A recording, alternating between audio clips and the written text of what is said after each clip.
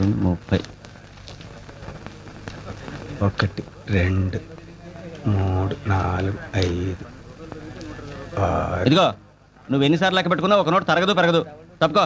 Next.